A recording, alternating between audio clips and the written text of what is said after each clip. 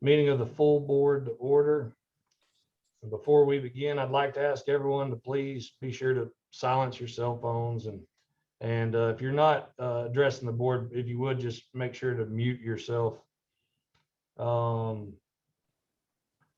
Action agenda item number 1 is the minutes of the October 29th, 2021 regular meeting. They begin on page 1 of your agenda book. Are there any questions or changes to these minutes? Hearing none, do I hear a motion to approve the October 29, 2021 regular meeting? I move there be as presented. Jim Carr.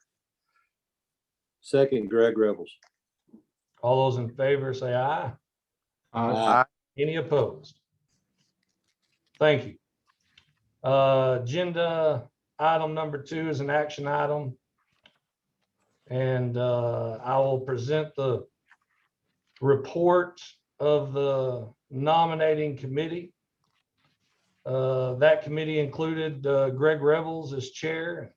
Lori Griffin and Grayson Bigger also helped out on that committee, and I'd like to thank them for their efforts. I'd like to thank them for their work on that committee. And the committee is recommending that the officers remain the same for the next year, and it's up there on your screen.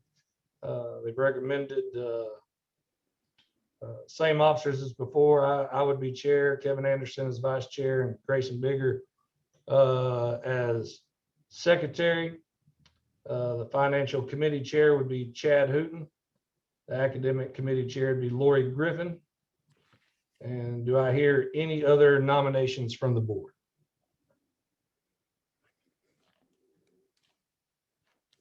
Hearing none, do I hear a motion to approve these nominations? So move. Second. All those in favor signify by saying aye. Aye. Any opposed? Thank you all. Agenda item number 3 is an action item. We have the State Board of Higher Education Foundation election of the supervisory committee. And I will recommend the following officers as president. We would have Chad Hooten. Vice president, we would have Greg Rebels, and secretary treasurer, we would have Andy McNeil. Any questions? Do I hear a motion to approve the State Board of Higher Education Foundation election of supervisory committee? So moved. Second. All those in favor signify by saying aye. Aye. Any opposed?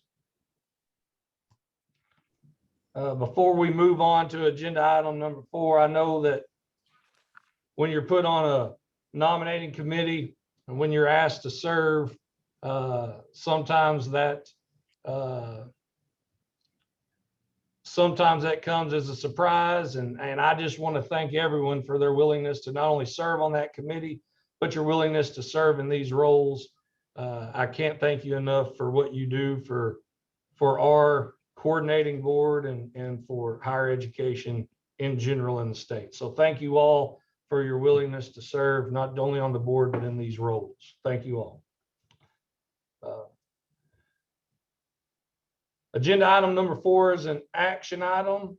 And Dr. Maria Markham will present the reimbursement of expenses for members of the coordinating board and the ICAC. Dr. Markham. Chair, I appreciate it. Welcome everyone this morning for just joining us.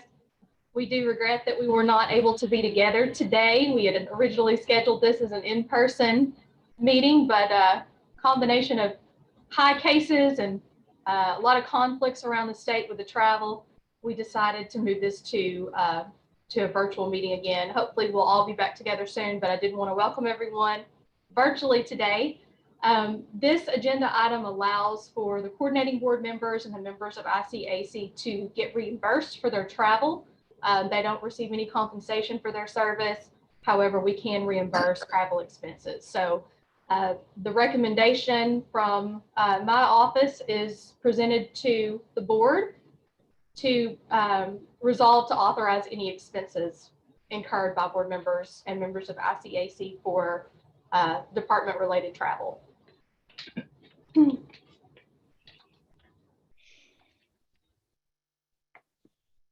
Are there any questions? Do I hear a motion to approve the reimbursement of expenses for members of the coordinating board and the ICAC? So moved, Greg Revels. Second, Jerry Cash. All those in favor say aye. Aye. Aye. Any opposed? Thank you all. Information agenda item number 5. Dr. Markham will present the director's report. Dr. Markham? This is an informational item. As always, I've included a full report of the activities of my office in your board agenda book. You can review that at your leisure. I did want to point out that we have 3 new employees here at the agency. We have Blake Cannon. He is the Chief Analytics Officer. He started just before Christmas on December 21st.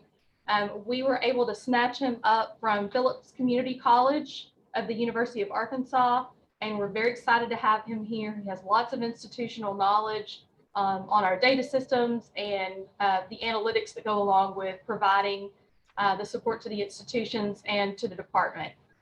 I'm so happy to welcome back Mason Campbell. He worked here before. He was in the Academic Affairs Division previously.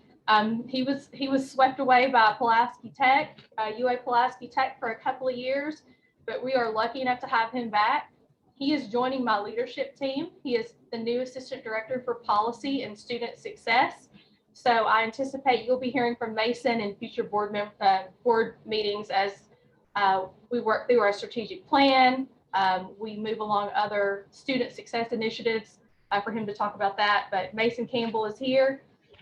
We also have a new addition in our technology area.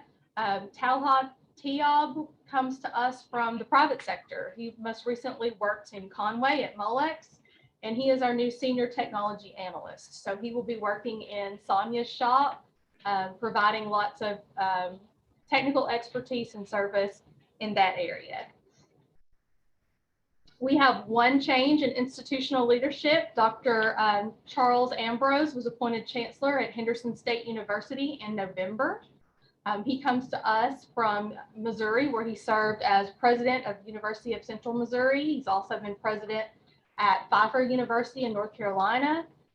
He's also done some work with nonprofits and some work in K-12 educational policy as well. So we're excited to have him in Arkansas, welcome him to the state. Hopefully we'll be able to let everyone meet him in person in the next few meetings, but that is our only institutional leadership change. Very briefly, with our COVID-19 response, we have now exhausted all of our resources that we received for higher education in response to COVID through the CARES Act. If you'll recall, we received a substantial amount of money to respond at a system of higher ed level. We used those funds to purchase personal protective equipment. We use those funds to contract for contact tracing specific to our colleges and universities, and to provide for testing, both for general student population, faculty and staff, athletics, all of those requirements. We have now exhausted all of those funds. And what that means for our institutions is they are now on their own to provide testing services, any additional PPE, and whether they choose to contact trace or not will be up to the institution. Some of our institutions already had really great systems in place for contact tracing, and they've chosen to continue that. They're also using institutional funds to provide for testing as necessary. So I wanted to make sure that you understood that if you see things in the news about contact tracing and testing, this is now an expense that the institutions have to incur that, of course, we don't budget for. So it's one of those emergency expenses that is going to have to be accounted for in some manner. So things will be cut to allow for this. I'm going to turn this part of my report over to the Assistant Director for Communications and Operations, Alicia Lewis, and she is going to talk a little bit about marketing and outreach for higher education. So Alicia. Thanks, Dr. Markham. As she said, I'm Alicia Lewis, and I'm the Assistant Director for Communications and Operations. And I wanted to take this time a little bit today to share with you some of our activities surrounding our marketing and our educational outreach. Sometimes marketing is a bad word, so we're going to go ahead and say it's communication and educational outreach. In 2019, a bill was passed allowing us to have a little bit of funds specifically for making sure that Arkansans know about the opportunities that exist for state scholarships. Our goals, we came up with a plan, and our goals of that plan were to increase the awareness of the Universal Application System, increase applications to the Universal Application System, and then of course to increase awareness of all post-secondary education, its college, and its availability. We have tried to make sure that Arkansans know that any education that they receive beyond high school is college, and that college is available to them. There are funds that enable them to be able to attend college. Here are some of the marketing channels that we have allocated as part of our budget. Some of those are very traditional. Some of those are a little bit different than maybe some of the things that you've seen before. The movie theater trailers, that was something that we did obviously before COVID-19 shut the movie theaters down. And we spent a lot of movie coming up with very creative trailers, and we got a lot of positive feedback for that. That was not necessarily geared towards the 17 to 22-year-old market. That was really geared towards parents who were taking young children to the movies, and they were able to go to the movies, enjoy the movie with their kids, and hopefully become inspired about what they could be if they went back to college and increased their skills and marketability for a job and a career. We also do some paid social media, some tech service. We sponsor some high school events, and then of course some more traditional print and promotional items in television. The one thing that I want to focus the most on is the digital marketing, and that includes some retargeting and geofencing and search analytics. So what even is it? I know that sometimes we start talking about digital marketing and people's eyes glaze over. So here's a little bit of a definition for geofencing and geotargeting. They're both part of location-based marketing, and they serve a different purpose. Geofencing, if you'll think about just drawing an actual map around a particular geographic location, but then geotargeting involves using other factors. So we, at first, just to be completely transparent, we did a lot of geofencing. We had a little fence around all of our locations, all of our college and universities across the state. So if somebody even got close to one of our institutions, they would get a pop-up ad on their device. And it did not work well. It was kind of a fail for us because people were turning off their locations.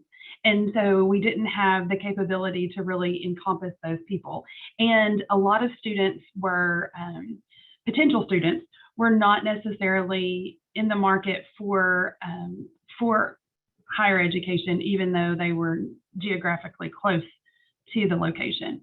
So we shifted some of those resources, and we put a lot of those into geotargeting.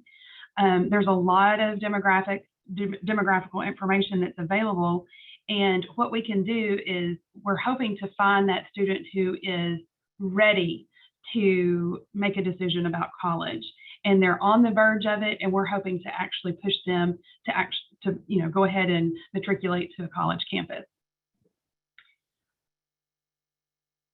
Here's a couple of this is actually the most recent results that we've gotten from Google Ads.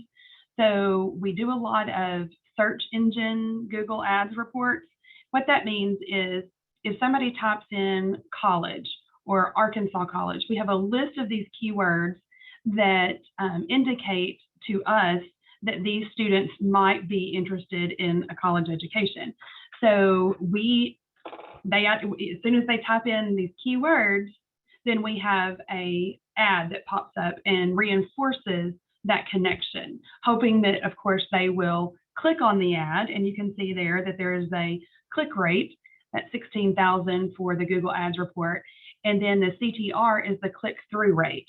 So what that means is that they actually didn't just click on the ad and land on a landing page. They actually clicked through and created the necessary action to proceed to the next step. And then, of course, those conversions and the conversion rate is what you get for both of those different clicks and then the click-through rate.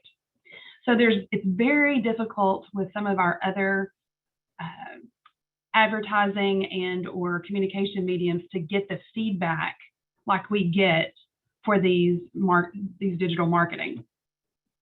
The Facebook ad reports, very similar. You can see that link clicks.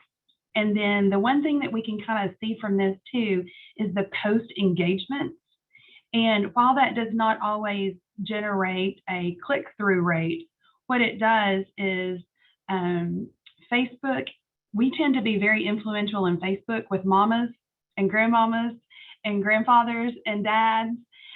This is a different generation that we're trying to reach in terms of the students. They may or may not be on Facebook, but what they are is their parents are, these people who are very influential in their lives about making decisions for their future. Next slide. So we just tried something new and we've had incredible success with it. So I'm really excited about it. It's called Twitch. I don't know if you guys even know what this is. It took me a little bit of time to kind of figure out what all it actually means, but it is a platform. It's like a social media platform where you can go onto the platform and you can find a user and you can watch and engage in a community that you feel very connected to. The first time I ever got on Twitch, I went and watched a friend of mine play a video game from Northwest Arkansas. So that was, and I mean, I could hear his opponent, I could hear all of these things happening on Twitch. So you can see obviously the dramatic engagement that it provides. It's very unique. And so we have started advertising on that. And I have this little clip on here about the Biden campaign used the streaming platform to broadcast lo-fi footage of their trains as they were on the campaign trail. Now, regardless of your political affiliations, you have to recognize that that was a pretty hip way to try to reach a certain audience. Next slide.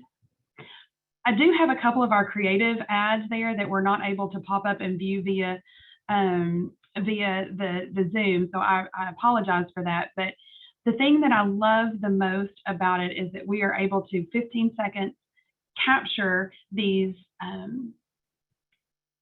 people that are on Twitch for all of their attention. It's almost like a YouTube video that you're waiting until you can hit next before you get to the reason, how to change a flat tire video that you're looking for. But these creatives are actually able to, we can see if they mute it. We can see where these people are from. We can see if they click through it. We can see if they watch all of it. And for the most part, we have a very, very high rate of students watching the entire video. Yes, to the Twitch report. I don't know about you guys, but I did not know where Blue Eye, Arkansas was when I got this report. And apparently I have some users in Blue Eye, Arkansas, because it pops up every month on my Twitch report. But this is a report that I get. I get a postal code, I get an impression, I get a video start, I get the quality, I get the device that they're actually watching this on. If they're watching it on the web, if they're on an Android, if they are on an iPhone, if they are watching it via Twitch TV. So the sources and the ability for us to really drill down and to look at the user who is engaging in our videos and our content is, I mean, it's really kind of mind-blowing for somebody like me who's done this for a long time. And when I say done this for a long time, I've tried to engage audiences for a long time. And Twitch has been something that has been new for me, certainly keeping me young. Dealing with students is certainly keeping me young. I have to constantly try to learn more about where our students are and how best to reach them. And this last slide that I'm going to share with you guys today is the brainchild of my assistant, Tiffany. She is phenomenal. She created a heat map in Arkansas based on all of the zip codes for the impressions that we got via our Twitch video. You can see exactly where it is, exactly where we get the most video content watched and unmuted and actually clicked on and to learn more information. And then these are DMAs. So of course, like in Texarkana, some of those popped up in Shreveport and that sort of thing. So we moved them into that certain DMA. But you can see that the reach is so impressive across the state of Arkansas for these students who are receiving our content and the information about how they can go to college. Are there any questions about Twitch and or how we're using some of our dollars to reach students? Ms. Lewis, this is Chad Tootin. I do have a question about Twitch, which is I'm new to that. So do you have demographics on the users of that platform? Absolutely. Thank you for asking, Chad. The median age for Twitch is 28 years old, and we've never been able to successfully reach the students that were on beyond about 23. Once they get beyond 23, they're in so many different areas of their life that this 23 and this median age to 28 is really a very important demographic for us to reach. It's also 65% male, 35% female. And also it's kind of difficult for us to reach males too. So that is one thing that's really specific. In addition to the zip code, we are really reaching people that have been otherwise difficult for us to reach. Very good. Thank you. Any other questions? Impressive. Dr. Markham, I'll turn it back over to you. Okay, thank you so much, Alicia. So briefly, the legislative update. As you know, we're heading into a fiscal session, so we won't have any substantive legislation to discuss this spring, but it's never too early for us to start thinking forward to the next regular session.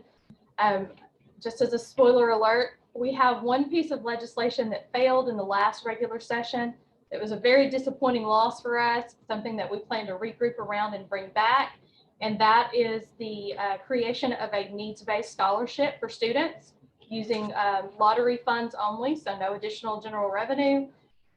We plan to repackage that, do a better job of advocating for this scholarship program, and introduce that again in the next regular session. So typically we start looking at bills that we want to support from the agency in the summer. So we'll start to have those conversations within the next few months, and then look forward to the summer to start do some preliminary drafting of those.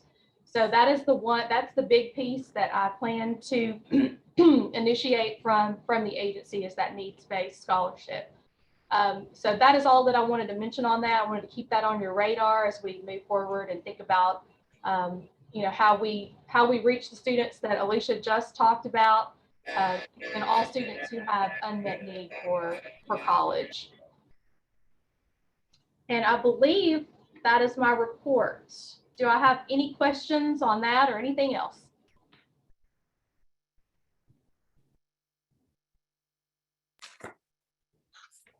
Any questions for Dr. Markham? As always, Dr. Markham, it looks like you've been busy and we have a lot going on.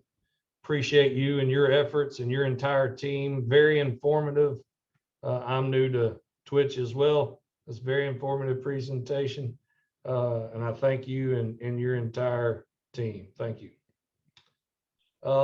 Information agenda item number 6. Ms. Hazelwood will present the annual enrollment report. Ms. Hazelwood. Yes, good morning. The first is the annual enrollment report. This is I hate to say depressing graph of our total unduplicated head count from all of our institutions across the state. We had a total unduplicated headcount for the fall of 21 of 145,695 students. That was a decline from last fall of a little over 1% and a 5-year percent change of a loss of 11.2%.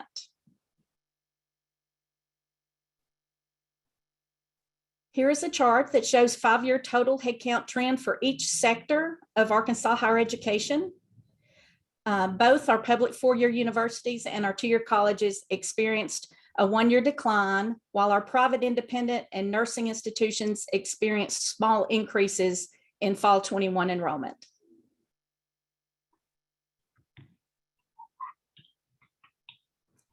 This is just looking at the trend for our public 4-year universities.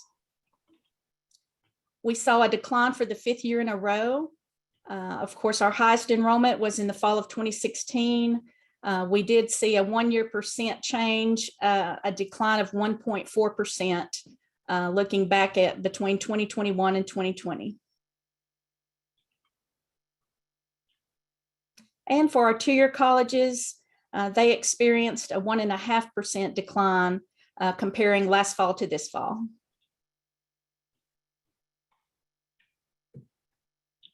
For our private institutions, they did see an increase of 275 students.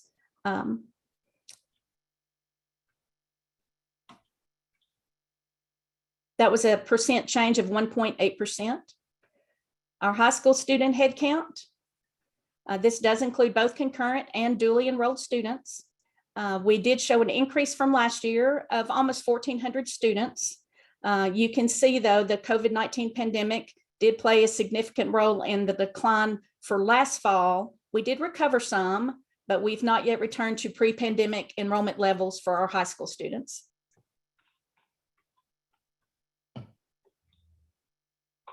Undergraduate headcount, this chart does not include any high school enrollment. This is strictly undergraduate. As you can see, we saw almost 4% decline in enrollment in our undergraduates.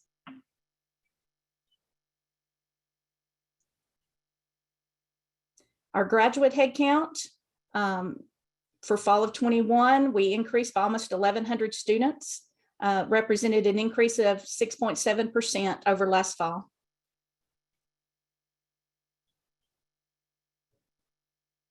All right, I'll look at statewide unduplicated first professional headcount. We did actually show a very small increase. You can see consistent growth in our first professional headcount. If you're interested in the institutional trends, you can find those in your agenda book. Are there any questions about the enrollment report?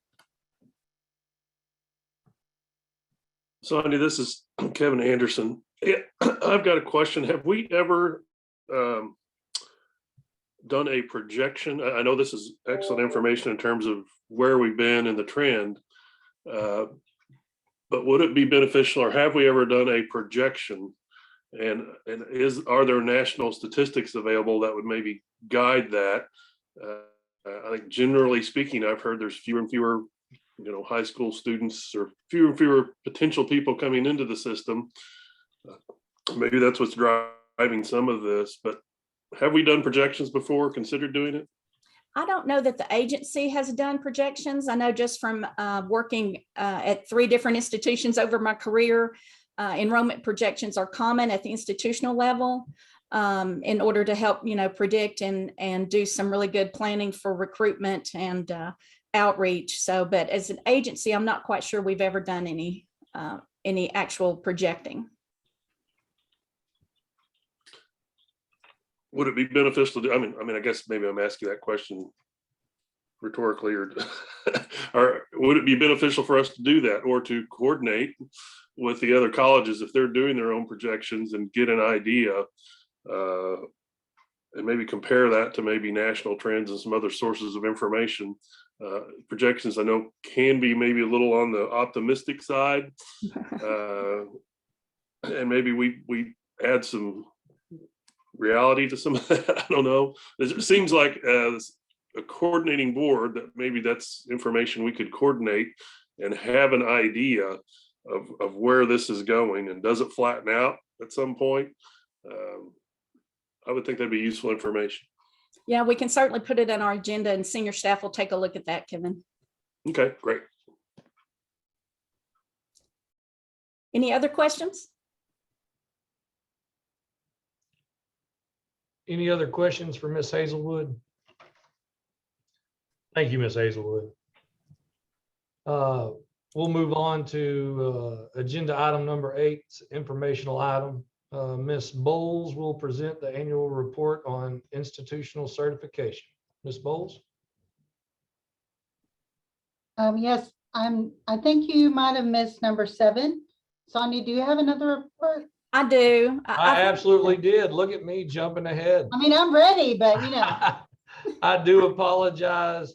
No problem. I think you anticipated, you know, that the number went down, so you're kind of wanting to skip over it, I guess, huh? So Ms. Hazelwood will now present the annual fall college going rate. Sorry about that. I jumped right ahead. No problem. Ms. Hazelwood. It has been a while since I presented this one. The last time was October of 2020. I was very excited to bring that report to you because it was the first time that I was able to provide information on our public high school graduates that attended college out of state. I do hope to bring additional information back to the board down the road and continue that data analysis. You may remember we had 6.3% of our students that graduated in the spring of 2019 went on to an institution of higher education in a state outside of Arkansas. So we work with ADE's Division of Elementary and Secondary Education. They're the ones that actually get the data from the National Student Clearinghouse. That data is not yet available. So as soon as that data becomes available, I'll be happy to share the out-of-state information again. So what this report, unfortunately, will just include the students that graduated from an Arkansas public high school or public charter high school and went straight to college at an Arkansas institution. So that's what this report will be. As you can see, we did have a drop, and this is an actual 2020 report. So for the high school graduates, Arkansas high school graduates from spring of 2020, 44.2% of them actually came to college at one of our institutions.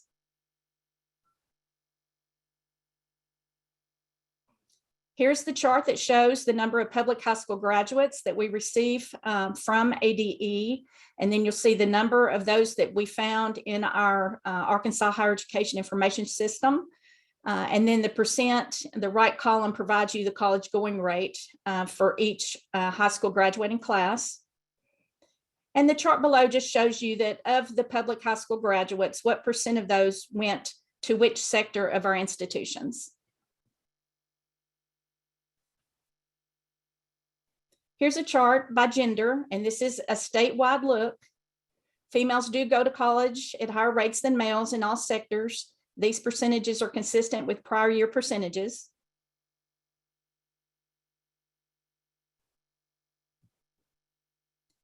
And a look that obviously the majority, major majority of our students, if they go straight into college, they're going full-time. Only 3.8% of our students that enter higher education enter in a part-time status.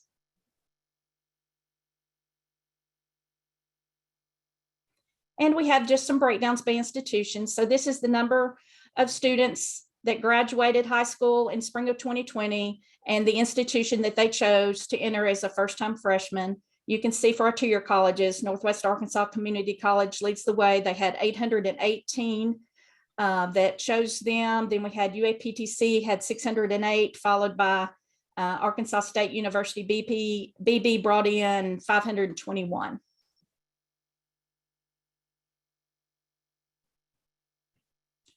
Up in the top left corner for our public four-year, University of Arkansas Fayetteville brought in 1,963 of the spring 2020 graduates. Arkansas Tech received 1,439 of them, and then UCA had a first time in college enrollment of 1,338. Looking at the bottom right chart, this is our private and independent colleges. We had Williams Baptist University led the way. They had 149 students. Hendrix College followed with 145 first-time in college students. Ms. Hazelwood, did Washita Baptist not The report? routing number also changed because we got a reject from it. They may not have reported by the time that we did the, I yeah, know, they said they were gonna let it go through for 2 weeks. Okay, thank you, thank you. no problem. Any other questions? Ms. Hazelwood, this is Grayson Bigger. I was looking at the high school graduates, which are going up, which is wonderful, versus the college going rate. Is there any data about how many of these high school graduates are leaving with a certificate or an associate's degree when they finish high school? Because I know that's been kind of a push in many communities. We do have some, I could get that number for you. Yes, we do collect data on that. I think that would be an interesting comparison on that. I do think the number has increased over the last couple of years, so we'll certainly pull that data for you.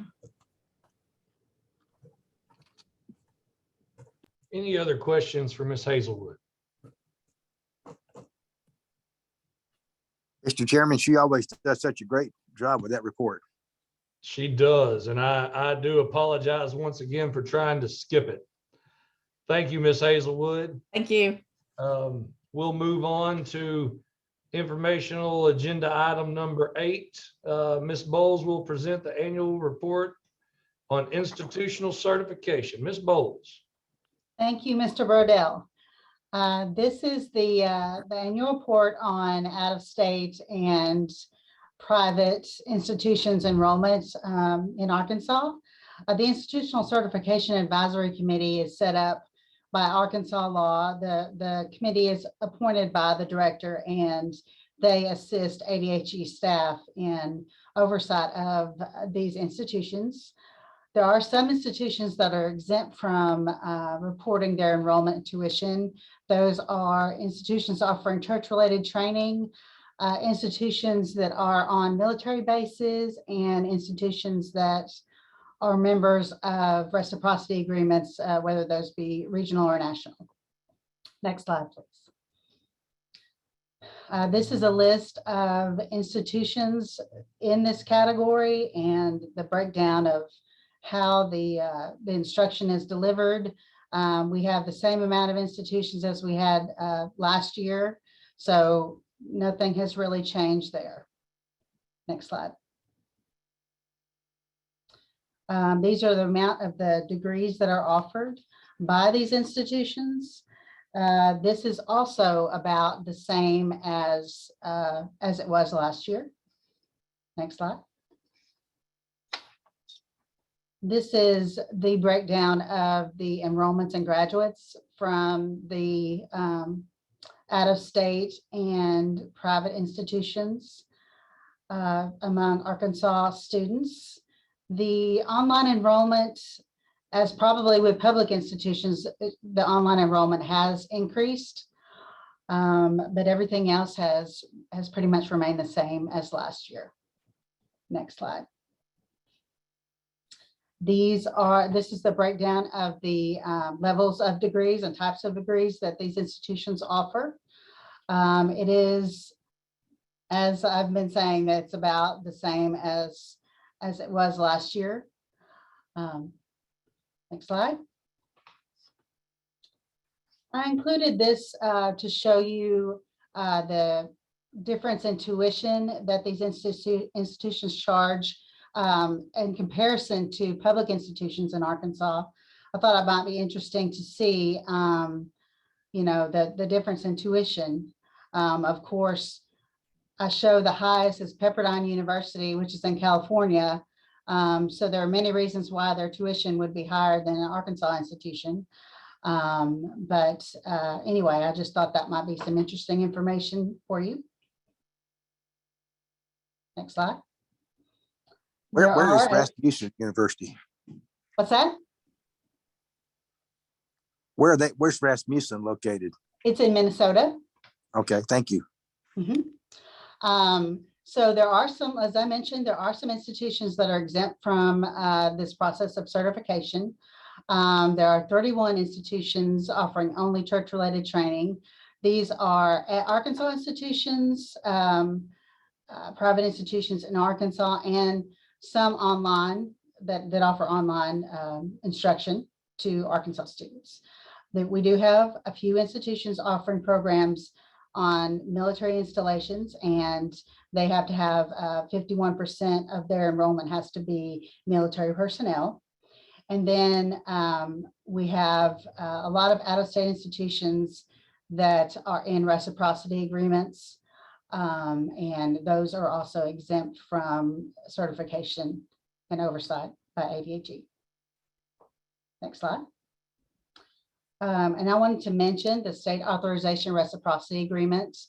There are, I believe, 38 Arkansas institutions are in SARA. It is a voluntary process. Every state in the United States is in SARA except for California. And we have over 2,300 institutions nationwide that are in SARA.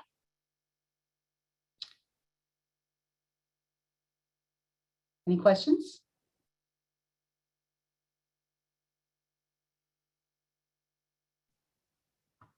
Any questions for Ms. Bowles? Thank you so much. We appreciate you, Ms. Bowles. Thank you. We are going to take agenda items 9 through 19 as a batch. These are action items, and Dr. Markham will present several policy amendments and rules repeals. These were first, I believe, presented to us back in October, and I'll hand it over to Dr. Markham. Thank you, Mr. Chair.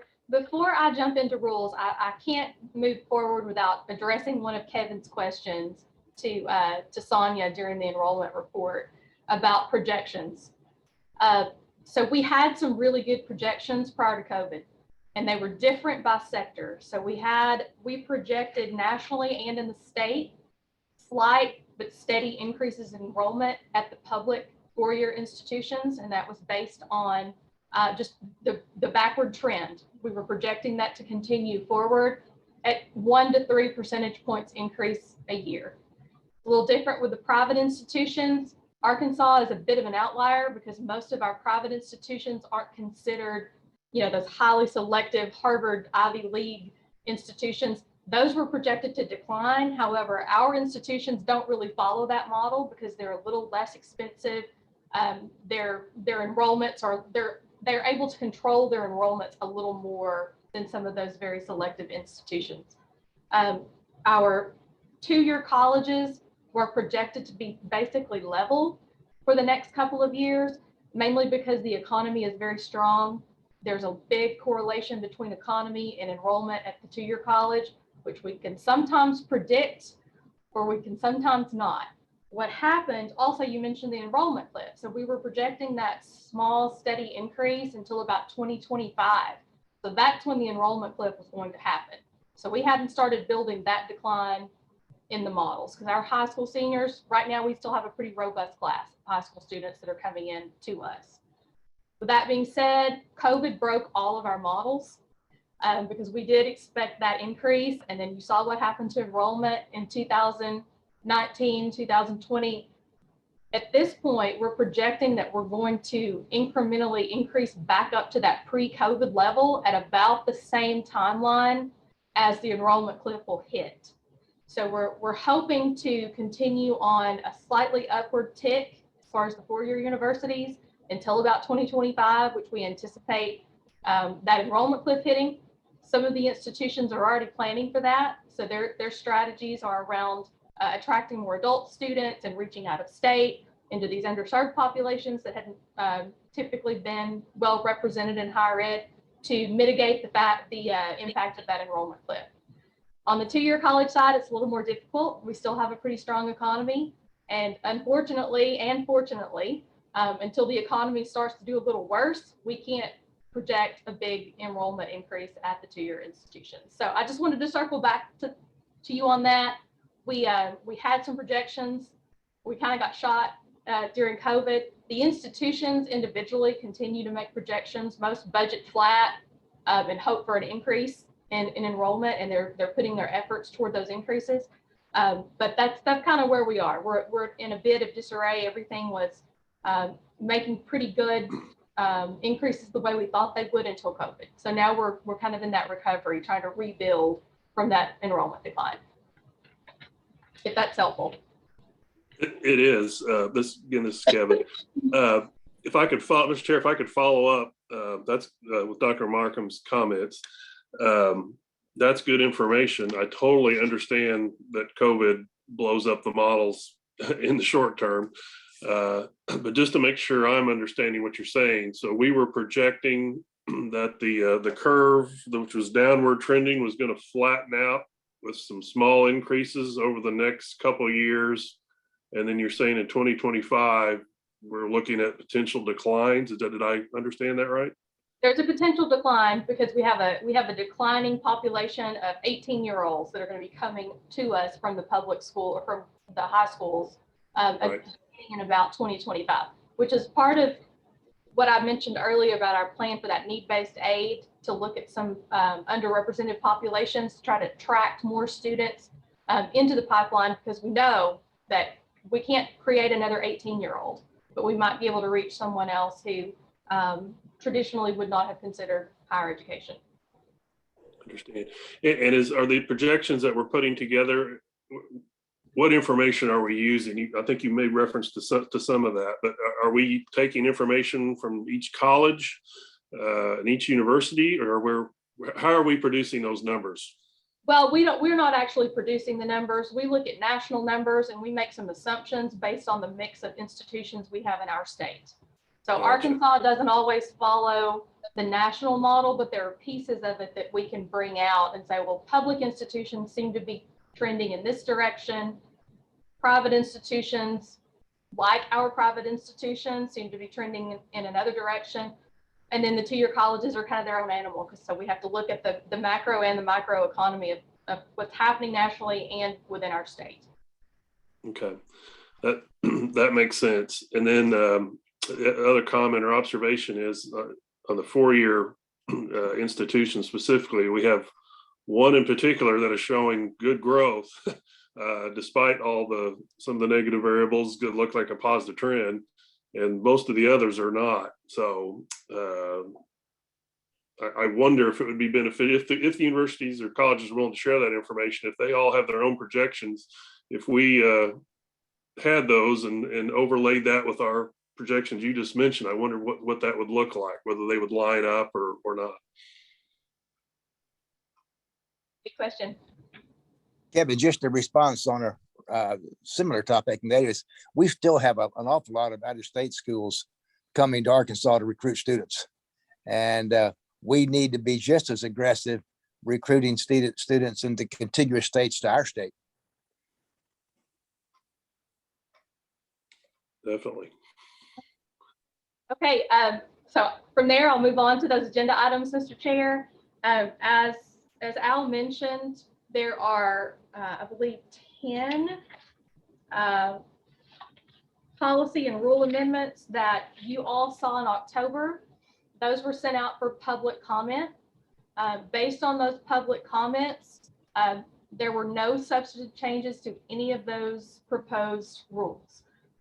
So the only thing that we did to the rules and policies were grammatical, technical corrections, changed words where it said department and should say division, those types of things.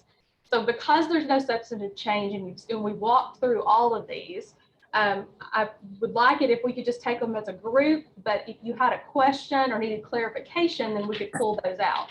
And for the board, those are all contained in that supplemental manual that you received with all of the appendices, because it is pretty voluminous.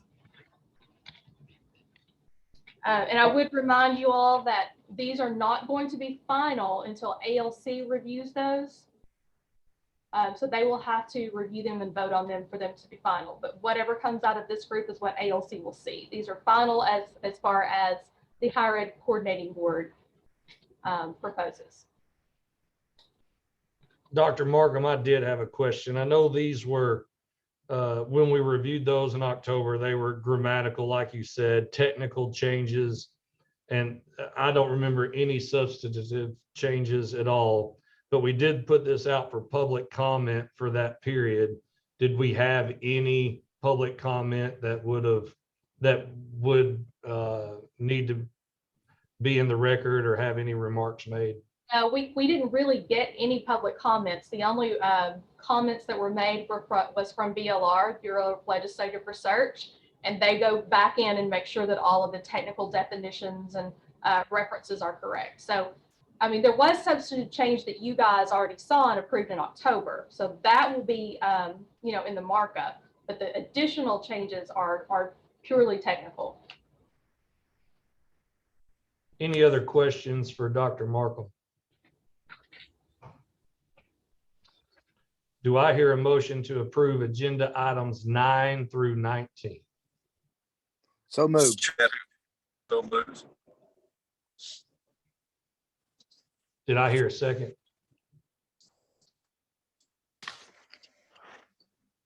Second. All those in favor signify by saying aye. Aye. Aye. Aye. Aye. Any opposed? Thank you, Dr. Markham.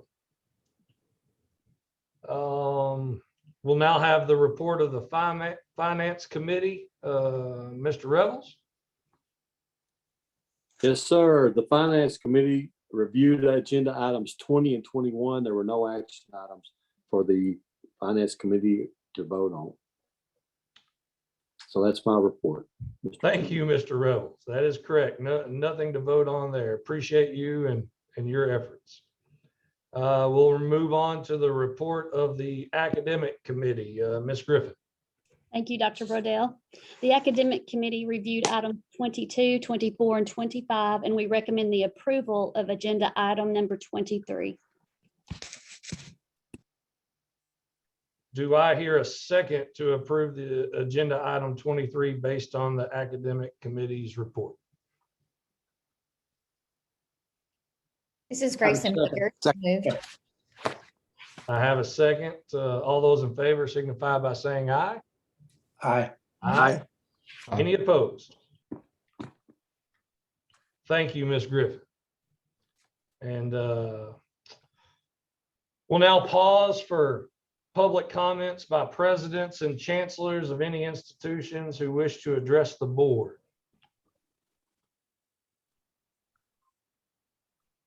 And if you would, just identify yourself by your title and institution.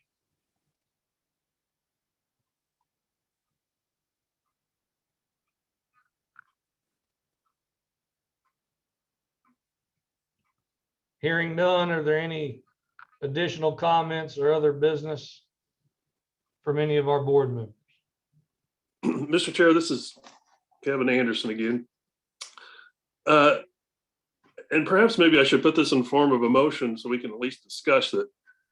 But, a lot of the information we received today, I think discussed it before, but puts emphasis on this. Enrollment's down 18%, I think, over 10 years, or excuse me, 16%. We have almost 20% of our programs that are not viable based on our definition of viability. Trend lines that show declines in enrollment, maybe with some of that leveling out, but ultimately continuing decline after 2025. I've mentioned it before, but I wonder, the word coordinate is in our name. I wonder if we shouldn't be doing a comprehensive study and making some recommendations on streamlining programs between the colleges and universities. It would be nothing binding, of course, they're autonomous, but should we be assisting and making some recommendations when we have overlapping programs, technology that is now available in terms of distance learning and what variable that plays into all this? So I guess I would make, simply so we can discuss it as a board, we could formally vote on it if you want, but I guess I'd make a motion that we do a comprehensive study and make recommendations in terms of streamlining programs between colleges and universities. Thank you for those comments, Mr. Anderson. I absolutely agree with the bulk of your comments. I would open that up for any discussion. This is Grayson Bigger. I completely agree with Kevin Anderson on this. I've been thinking about that throughout the meeting, that, you know, we hear new program proposals in our meetings, and I don't always hear when those are happening about what the local community needs are for such programs, which leads to their viability. And I think looking at the census numbers that just came out, and according to population and growth centers, and also looking at the programs that are being offered throughout the state, I think would be not only important, but really beneficial to these schools that we represent. If Mr. Anderson's statement was in a motion, I'd like to second that motion. I'll second the motion, Dr. Carr. This is Chad. So I have a motion and a second. Any other discussion? Is it too late to ask a question? No. Kevin, you've thought about it, and I agree. What do you think some of the details of the study would be? How would that happen? So what I guess who I'd like to hear from next. I mean, we're operating at the 30,000 feet level, so easy for us to make general requests, and I think that's part of our job. But I guess I'd like to hear from Dr. Markham and any of the staff in terms of their recommendation, and maybe they need a couple months to come back to us and say, okay, if we're going to do this, this is how it would work. These are the resources, and potentially, you know, there could be financial resources needed. They may need some time to think about this, like, well, how would we put this together? Have any other states done this? So I guess I'd like to hear from them, and also be realistic and give them the time to maybe come back to us with some recommendations on how we do this. Sure. Mr. Anderson, I think that we probably need to have a conversation about what it is that you want to know, and then what it is you want to do with that knowledge, so that we can provide you with, you know, the data elements that are going to be helpful. I mean, we already know I can provide you with program inventories from every institution. I can provide you with the targeted programs from our strategic plan, because we did a lot of projections to see where we needed more employees trained in various occupations that link directly to higher education. So I can provide that for you. Other than that, it's going to really be something that we need to discuss. It could be a number of, sorry, Kevin. Sorry. I was going to say, I mean, I think if you just project out fewer students, increase of technology usage, you know, there's a lot of different implications in terms of financial viability of certain programs, maybe certain stresses on universities, maybe different ways we think about bricks and mortar.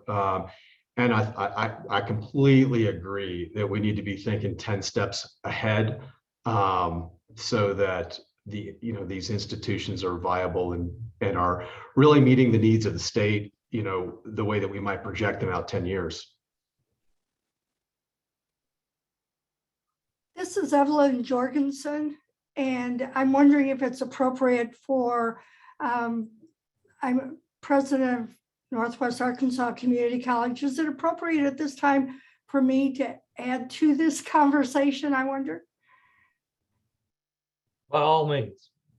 Okay, I would just respectfully suggest that in that analysis that Kevin so wisely suggested, that we also include an analysis of the number of out-of-state colleges that are being allowed to proliferate in the state.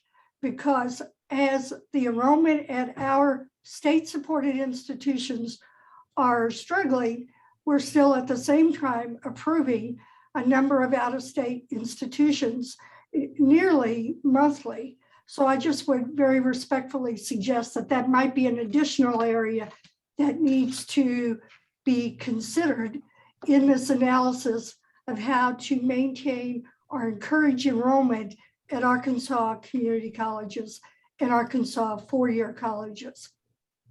Thank you. Thank you for those comments. I know that several of our coordinating board members have echoed those comments in the past, and that Dr. Carr and I have had those conversations very directly. I'm not sure where we are procedurally. I know that I would ask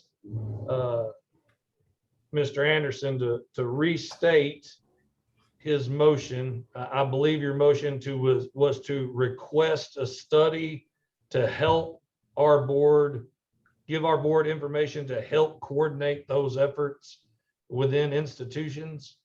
Am I restating your original motion appropriately? Yeah, I think it's pretty close. I mean, a comprehensive study and recommendation to the universities and colleges regarding streamlining of programs. And perhaps we extend that beyond programs, and maybe it's facilities is included in that too. Here's an example. If we're looking at declining enrollments and programs are not becoming viable, and I'm a chancellor or president or on a board of a university or college, and we're like, hey, we're going to have to make some tough decisions here. And you're in your own world. And he's like, those discussions come down to, I mean, I've been on the community college board before, so I have a general idea how it works. But I mean, that could be some tough decisions that need to be made by those presidents, chancellors, boards. And if you're talking about reducing programs and looking at facilities, it sure would be a lot easier to make that decision if I had some overall recommendations from the higher ed coordinating board and higher ed department, maybe saying, hey,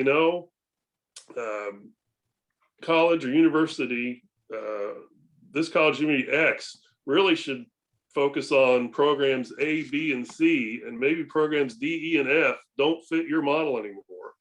And if I'm also making that same recommendation, and I'm seeing that recommendation for the other colleges and universities, who, let's be honest, there is some competition between those institutions for students. If I know that the college or university down the street maybe is going to eliminate programs D, E, and F, and those are ones that I want to be good at, and vice versa, though it makes those decisions a little easier if that's all coordinated, and I'm not in fear of losing students that are going to go down the street, so to speak.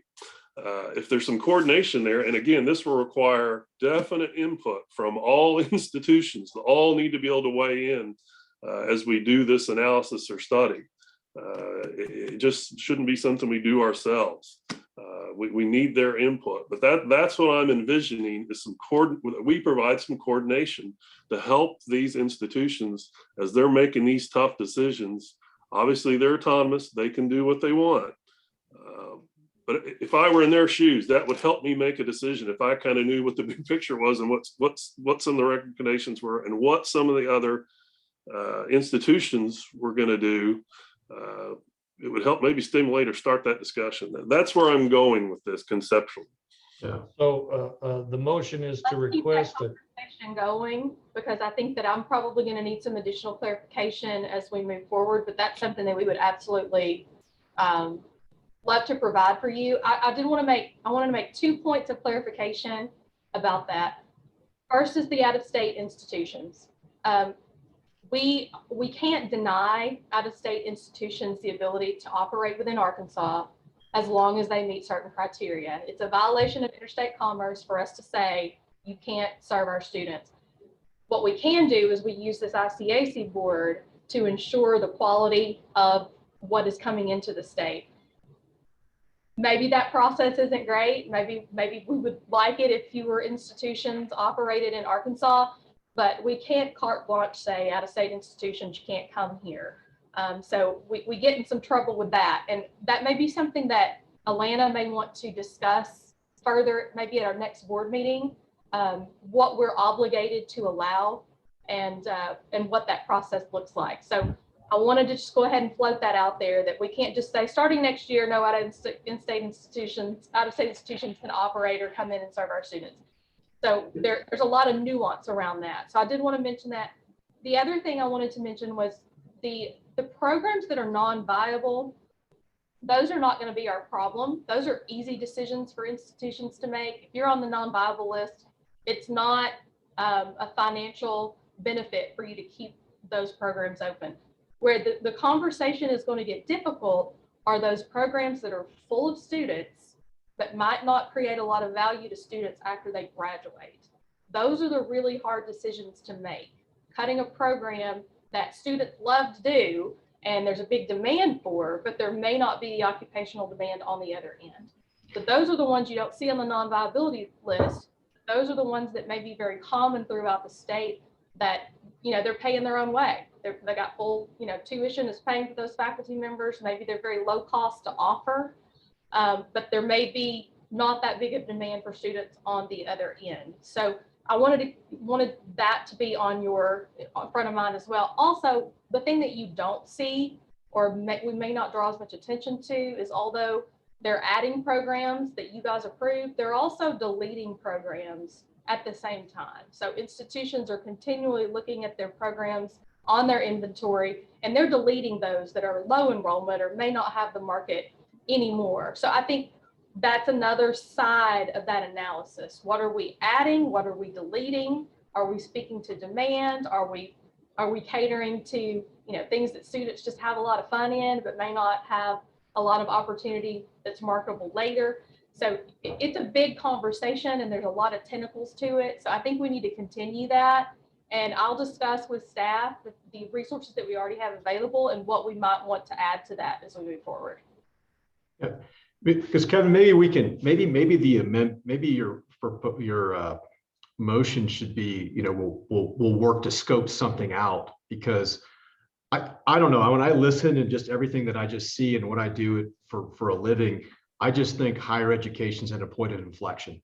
You know, I think that, and I think it's, and maybe everybody independently is planning and thinking 10 moves ahead on the chessboard, but it certainly doesn't have a downside to look at these trends and, you know, ask the hard questions. I agree. Dr. Markham has reminded me several times, and she's exactly right, that we can't keep these schools out of, you know, the state if they qualify and meet our stipulations. But I think back to our friend from New Jersey today, who wants to come to Northwest Arkansas and serve, did he say 90 or 120 nursing students? Gosh, it seems to me we ought to be doing such a good job with that he doesn't see any potential by coming down here. You know, we ought to be ahead of that. And Mr. Chancellor, if you're still on the phone, I don't mean to be offensive, but we ought to be on top of that. That's, you know. Yeah, well, you could look at it this way too, in terms of online classes. Instead of this sort of attitude of we're defending the castle and, gee, they're coming into our turf. How do we create the schools where we're bringing aggressive and growing students outside of our four borders? I mean, what is the strategy there, as opposed to feeling like we're just under attack? Absolutely. So I'm going to bring us back to the motion at hand, and I'm going to ask Mr. Anderson to restate his motion. I think it's been described in a couple different ways, but requesting a study or scoping out a study, comprehensive study to help streamline programs and maybe in facilities for our institution. Mr. Anderson, is that appropriate? Yep, I think that covers that and states it. Yep. Mr. Hooton was the second. Mr. Hooton, are you still second on that motion? Yes, sir. I would ask all those in favor signify by saying aye. Aye. Aye. Any opposed? Aye.